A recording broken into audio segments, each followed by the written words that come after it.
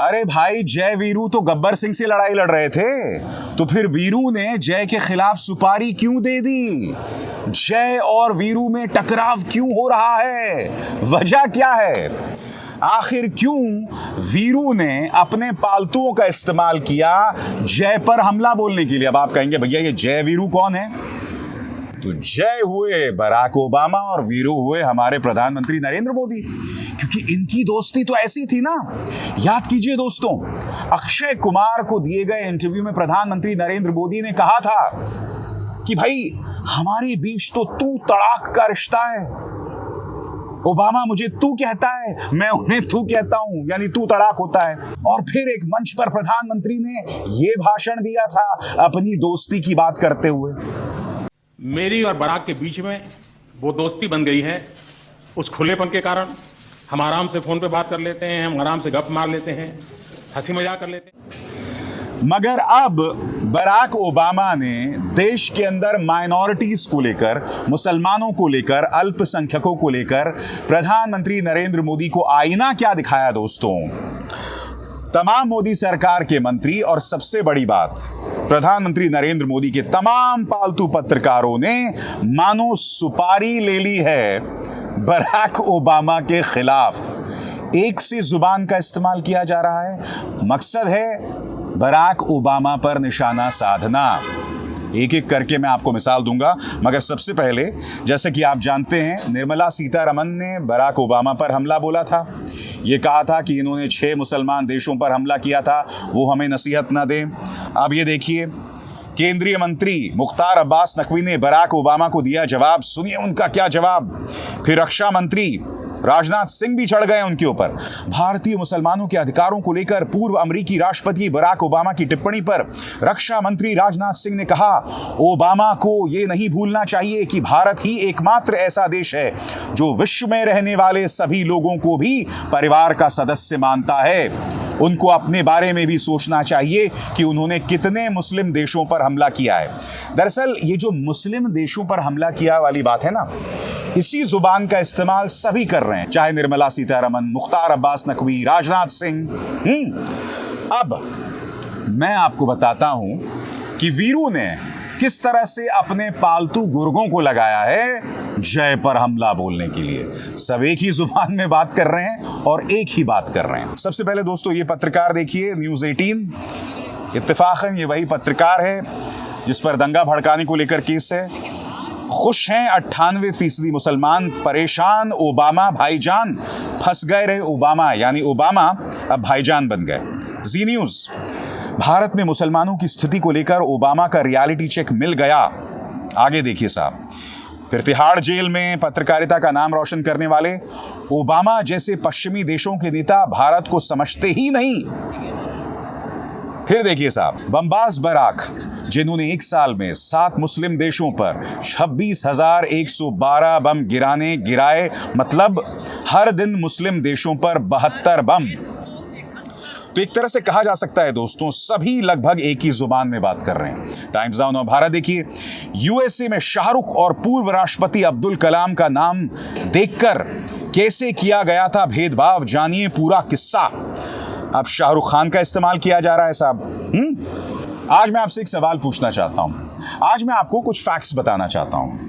आज की तारीख में जो लोग शाहरुख खान के मुद्दे पर आंसू बहा रहे हैं, मैं आपको याद दिलाना चाहूंगा, जब शाहरुख को नारकोटिक्स कंट्रोल ब्यूरो ने झूठे केस में फंसाया था, तब इन्हीं न्यूज चैनल्स ने शाहरुख खान के बेटे के खिलाफ जहरीला प्रोपेगेंडा चलाया था। आज ये लोग जो शाहरुख खान पर आंसू बहा रहे हैं, रोज प्राइम टाइम में आप जहर बोते हैं। याद कीजिए तबलीगी जमात के बारे में इन्हीं पत्रकारों ने क्या क्या नहीं कहा था, किस तरह की झूठी खबरें प्रसारित की थी।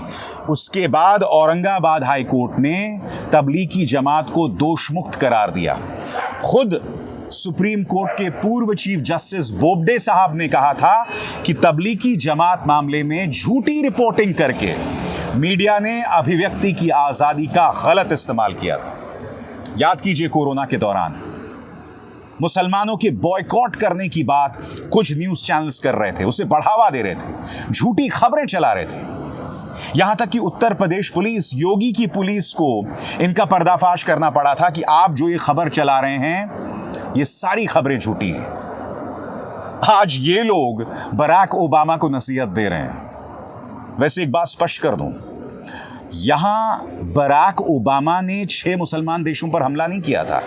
यह अमेरिका का इतिहास रहा है। मुद्दा बराक ओबामा नहीं है, सिर्फ इसलिए कि आप बराक ओबामा को हुसैन से जोड़ दें। नहीं, अगर आप जॉर्ज डब्ल्यू बुश या उनके पिता जॉर्ज बुश सीनियर पर भी निगाह डालें तो उन्होंने भी इराक पर हमला किया था। याद कीजिए 9/11 का हमला होता है और उसके बाद इराक पर हमला कर देते हैं जॉर्ज बुश जूनियर, यह कहकर कि इराक के अंदर वेपन्स ऑफ मास डिस्ट्रक्शन है, जबकि ऐसा कुछ नहीं होता है दोस्तों। तो ये तो अमेरिका की एक लंबी फ्लॉड पॉलिसी रही है।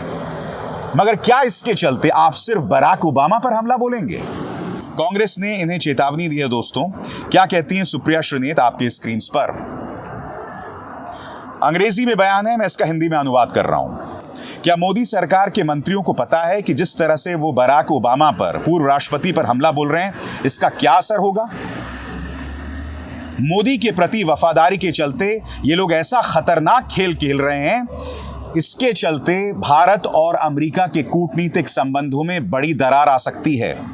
अमेरिका एक ऐसा देश है जो अपमान को भूलता नहीं है और खास तौर से अगर उनके पूर्व राष्ट्रपतियों का अपमान किया जाएगा तो अमेरिका उसे नहीं भूलता। इसीलिए मोदी सरकार के लिए जरूरी है कि वो अपने मंत्रियों पर लगाम लगाए।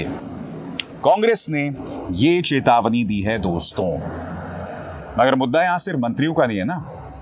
प्रधानमंत्री नरेंद्र मोदी के जितने भी पालतू हैं सब मैदान में उतर गए हैं, सब एक सी भाषा का इस्तेमाल कर रहे हैं। बराक ओबामा ने 6 मुस्लिम देशों पर हमला किया। अरे भाई, वो अमेरिका की लंबी पॉलिसी रही है, उनके स्टेट डिजाइन इस तरह से रहे हैं। सिर्फ बराक ओबामा पर निशाना क्यों साधना? और सबसे बड़ी बात, जब प्रधानमंत्री नरेंद्र मोदी ये कहते थे कि बराक मेरा जिगरी है, आपने सुना ना? फिर से सुनिए 10 सेकंड क्या कहा था उन्होंने। मेरी और बराक के बीच में वो दोस्ती बन गई है। उस खुलेपन के कारण हम आराम से फोन पे बात कर लेते हैं, हम आराम से गप मार लेते हैं, हंसी मजाक कर लेते हैं। तब तो प्रधानमंत्री को पता था ना कि बराक ओबामा ने 6 मुस्लिम देशों पर हमला किया, तो फिर उनके साथ यारी क्यों की? बताइए, सवाल का जवाब दीजिए। अगर बराक ओबामा इतना बड़ा अत्याचारी था, इतना बड़ा हिपोक्रेट था, इतना बड़ा प्रपंच किया था उसने, तो फिर प्रधानमंत्री उसके साथ दोस्ती क्यों कर रहे थे? प्रधानमंत्री 1 नहीं 2 नहीं, कई बार कई जगहों पर कहते रहे कि बराक ओबामा मेरा दोस्त है, मेरा दोस्त है, मेरा दोस्त है। बंद कीजिए प्रोपेगेंडा, और कम से कम मीडिया पर यह प्रोपेगेंडा बंद कीजिए। जाते जाते दोस्तों, मैं आपको एक और मिसाल देता हूं, क्योंकि बात हम कर रहे हैं मीडिया की प्रोपेगेंडा की। भाजपा के झूठ तंत्र का मुखिया, माफ कीजिएगा, आईटी सेल का मुखिया अमित मालवीय क्या कहता है आपकी स्क्रीन पर? The Manipur patriotic general secretary Naorem Mohan blamed the Congress party for being the root cause of the present crisis in the northeastern hill state. यहां पर अमित मालवीय कह रहा है कि मणिपुर में जो हालात बद से बदतर हो रहे हैं, इन्होंने जिक्र किया है किसी नाओरेम मोहन का, जो कि मणिपुर की पेट्रियोटिक पार्टी के महासचिव हैं। उन्होंने कहा है कि ये कह रहे हैं कि कांग्रेस इसके लिए जिम्मेदार है। प्रधानमंत्री नरेंद्र मोदी दुनिया भर घूम रहे हैं, मणिपुर पर एक शब्द नहीं कहा दोस्तों अब तक उन्होंने, मगर अब भी कांग्रेस पर दोष मढ़ने की बात की जा रही है। मगर जिस व्यक्ति का इस्तेमाल किया जा रहा है वो दरअसल खुद भारतीय जनता पार्टी से जुड़ा हुआ है। हाथ कंगन को आरसी क्या? आपके सामने दोस्तों। फैक्ट चेकर मोहम्मद जुबैर ने पड़ताल में पाया है कि नाओरेम मोहन के 2 ट्विटर अकाउंट्स हैं। एक ट्विटर अकाउंट है नाओरेम मोहन बीजेपी, और अगर आप उनके ट्विटर प्रोफाइल पर जाएंगे तो वो ऐसे कई ट्वीट्स कर रहे हैं जिसमें वो प्रधानमंत्री नरेंद्र मोदी और मणिपुर के मुख्यमंत्री की तारीफ कर रहे हैं। यानी कि नाओरेम जो हैं वो बीजेपी से जुड़े हुए हैं, मगर एक व्यक्ति का इस्तेमाल करके ये किया जा रहा है कि मणिपुर में जो हालात हैं उसकी जिम्मेदार कांग्रेस है। अरे भाई, डबल इंजन की सरकार चल रही है, जवाबदेह जो है प्रधानमंत्री हैं, अमित शाह हैं, वहां के मुख्यमंत्री हैं। डबल इंजन की सरकार की ऐसी दुर्गति क्यों हो रही है? और अपनी जिम्मेदारी से बचने के लिए, क्योंकि देखिए प्रधानमंत्री ने अब तक मणिपुर पर एक शब्द नहीं कहा, अपनी ही जिम्मेदारी से बचने के लिए आप किसी अपनी ही पार्टी के व्यक्ति को सामने लेकर आते हैं जो कांग्रेस पर हमला बोल रहा है। ऐसा काहे भैया? इसीलिए मीडिया पर यह अनर्गल प्रोपेगेंडा बंद कीजिए। इससे नुकसान देश को है और किसी को नहीं। अभिसार शर्मा को दीजिए इजाजत। नमस्कार।